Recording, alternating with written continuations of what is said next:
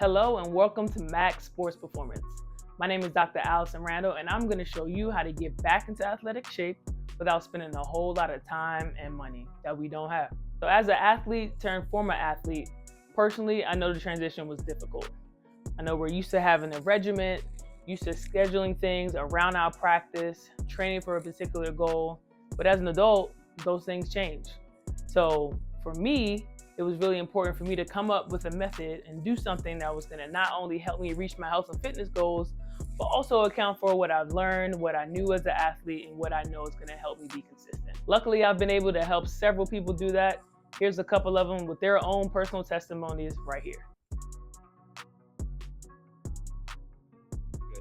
Yeah, so my name is Sergey D'Alessandro. Currently, I work as a data scientist. My sports background, I just played a lot of different sports in high school, from track, basketball, volleyball, and I took on cheer at the college level at Virginia Tech. Post-college, I noticed that without the proper regimens, it was really difficult to, properly work out. A little bit more injury prone too, because I wasn't doing proper mobility and, conditioning like as I should have. What I ran into was I had a lot of shoulder pain. So being from the computer all the time and probably not doing the proper workouts, I noticed that I needed to get on a proper regimen, and that's when I reached out to you to hopefully, to correct. And we've been, I think that at this 13 months now. So you think a lot from your coaches for 3-4 years that you've been on the team for, and then you think you could go online and then just find things that you want to do.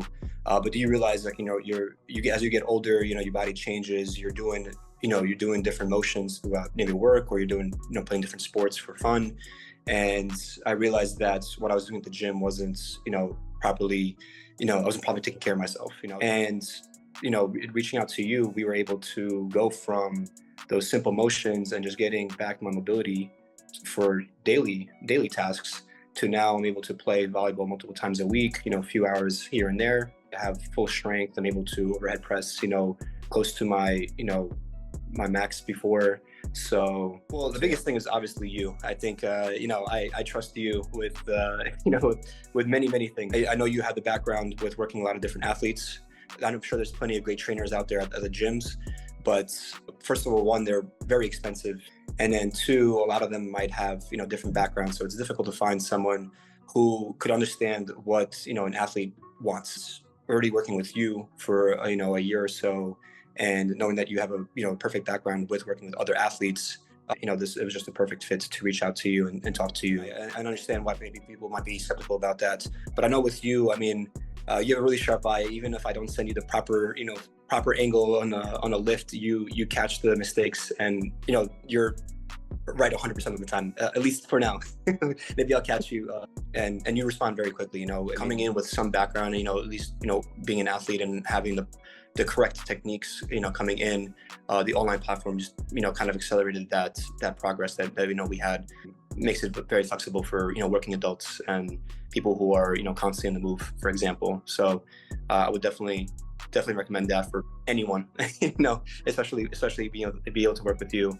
You're incredibly knowledgeable. I have not had a single issue, and we've been working together for, like I said, about 13 months. It's very reassuring that going to the gym, which is really important to me, is the less stressful thing, because I have my programs, I have everything I need to do. All my numbers are there. I don't have to write down in the book. I don't have to question anything. I just show up and I know what I need to do. So out of everything that's going on in life, it's nice to be able to hit the gym and not have to worry about anything. So when I talk to former athletes and I ask them, what are you doing now to stay in shape? How are you staying active? They usually come up with three main things. Number one is their time. How much disposable time do they have in a day to work out, to do something for themselves, to make sure that they're preparing, right? That's really difficult for most people. Number two, as a former athlete, you probably have some sort of nicks, right? We have some injuries that we've had to overcome to not only perform, but it's carried on through our adult life. So those things sometimes come in the way and they say, oh, I can't do this anymore because of this. And the third thing is usually they don't know what to do. They've been training as a particular kind of athlete to achieve this particular goal. Now that that's not their goal anymore, they're unsure of what exactly to do, right? They're not training for sports performance anymore. They're training for health and wellness, and they don't even know where to begin. So all they know how to do is what they did as an athlete. So in this training, we're going to address all 3 points and figure out the best way to help you achieve your health and fitness goals. All right, folks, so in this training, we're going to talk a little bit about how we can attack these 3 hurdles so that we can reach our health and fitness goals. First and foremost, we talked about a work-life balance, how we can schedule training in with that. 2, we talked about any injuries that we might have, whether that be from sport in the past or just things lingering from us as an adult. It could be low back pain from sitting or neck pain, things like that. And lastly, how do we train for this? A lot of us have been training as athletes for so long. What does it look like to switch our training goals into something a little bit more conducive for longevity, movement, and just overall health and wellness? So when it comes to scheduling, here are a couple things we can kind of plug and chug when it comes to our work day. This is just an example, of course. I know everyone doesn't work a 9 to 5, but in the event that is your schedule, we could potentially do these 3 options, right? First thing in the morning, probably, a 6:30 wake up, go to the gym, get your training in, whatever equipment that you have access to, hit that from 7 to probably closer to 7:45, 8 o'clock, depending on what you have going on in terms of your program, and then get to work. Then you're at work for the day and you have the rest of your evening to yourself after you finish for your work shift for the day. Another option could be in the evening. Some people aren't morning people, so the idea of waking up really early is not something that they want to do. So what we do, we go to our work schedule, make sure you bring your clothes to work, keep them in the car, so then as soon as you clock out, you can head straight to the gym and then enjoy the rest of your evening. The last one might be a little bit difficult depending on what you have going on, but if you work in the morning for lunch, some people are able to leave, go get food. This could be your time where you go to the gym, and then you can end up packing your lunch and bringing it back so that it's not a situation where you're not eating, but you're also able to fit this in a consistent way. I put the hour block there just because it should give you time to get there, train, shower, do what you need to do, and come back. Training sessions don't need to last all day. Okay, so based off of what you want to do and how you want to plug that in, you could do every day for about 30-35 minutes, shower, and that's more than you were doing before, right? So there's a couple options that you could probably play with to see if it's something that you can fit into your schedule without it interfering with your life. When it comes to injuries and how we like to approach it, there's different phases so that we can make sure that it's not coming up. It's not something that we have to continually revisit because we're always addressing it, right? So first and foremost, I always stop with mobilizing the joint, right? I'm going to use, a shoulder injury, for example. I want to make sure that we're doing the proper stretches and mobility work to not only get that joint moving, but the muscles around it that are supporting the joint, right? So making sure we're mobilizing. So that could be passive stretching, active stretching, foam rolling, different things that we can do to loosen the tissue and actually get the muscles around the injury to be warm, to move, and to go through range of motion. After that, we'll move over into an activation phase where we want to strengthen and actually turn on those small muscles around it so that we can increase blood flow and we can wake the joint up to say, hey, this is what we're about to do, get ready. So it could be band work. It could be, if it's a shoulder, internal, external rotation type of exercises, different things where we can actually strengthen the small, intricate muscles around the joint so that we can prepare it for training. All right, next we kind of go into a stabilization phase where in that shoulder joint, we want to make sure you can hold things, right? We want that joint to be able to withstand forces and to be able to not move, right? So if that thing cannot move and it can hold its own, then we can kind of shift over into this strengthening phase. When we talk about strength development, of course, is going through, that single joint range of motion. So if we are talking about the shoulder, now we want to move into front delt work, lateral work, rear delt work, different things to put that shoulder now in a strengthening situation after it's been stable, after it's been activated, and after we moved it.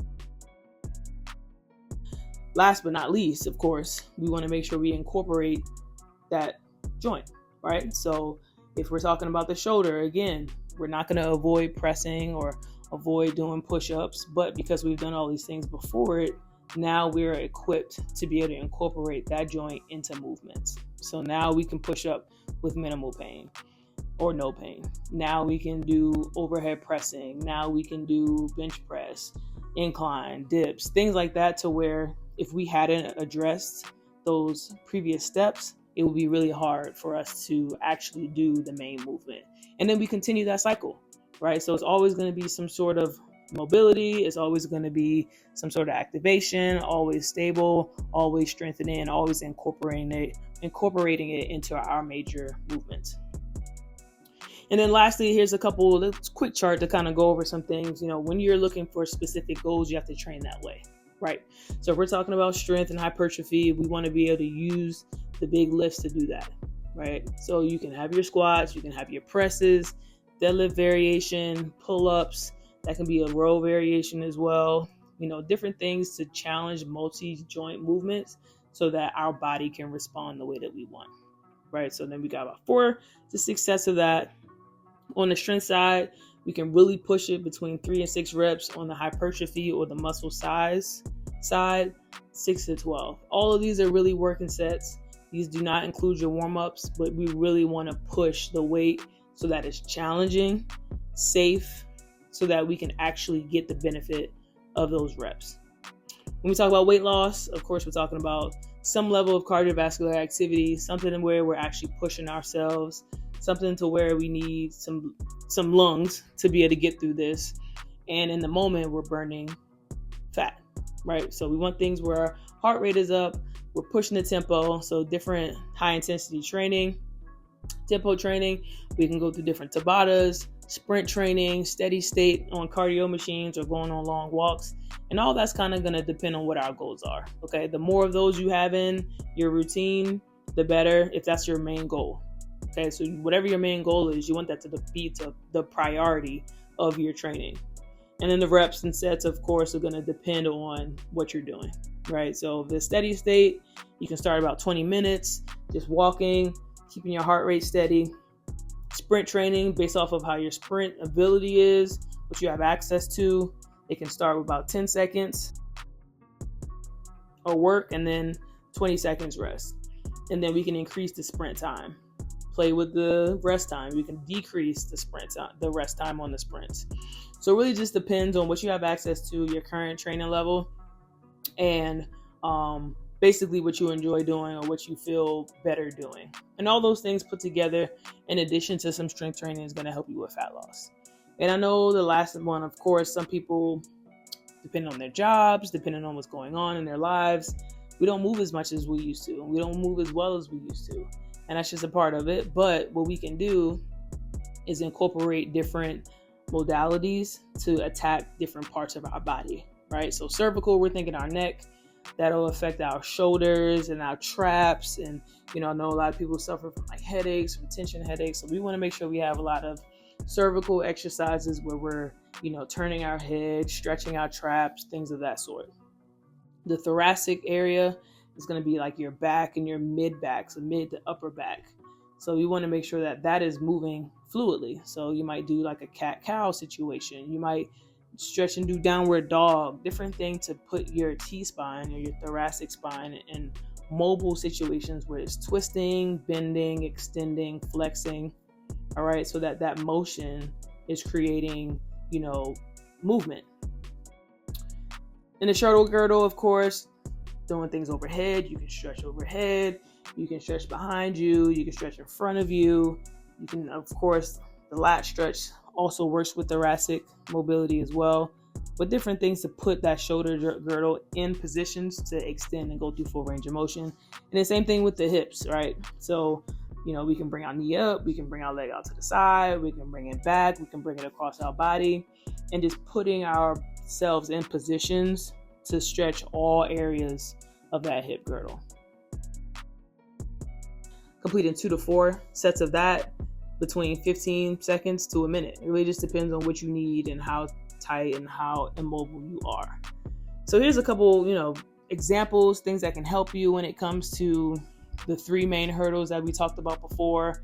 I never want these things to come in the way of your training, and this is only a piece of the puzzle. So, if we're able to attack these 3, the rest of them, will be something that's definitely attainable and something that we can do. Now, if you're on a health and fitness journey, it's going to take more than time management.